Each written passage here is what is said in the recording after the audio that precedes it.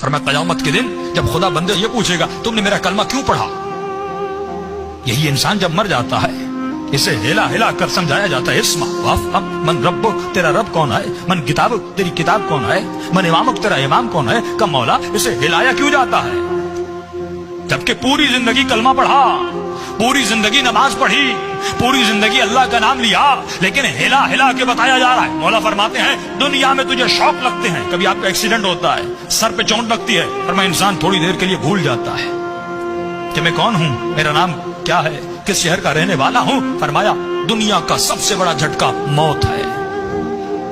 جب موت کا جھٹکا آتا ہے فرمایا انسان سب کچھ بھول جاتا ہے، اسے ہلا ہلا کر بتایا جاتا ہے تیرا رب کون ہے، تیرا آقا کون ہے، تیرا مولا کون ہے، تیری کتاب کون ہے۔ فرمایا جب قیامت کے دن سوال کیا جائے گا کہ انسان تم نے میرا کلمہ پڑھا تو کیوں پڑھا، اگر اس نے یہ کہا کہ پروردگارا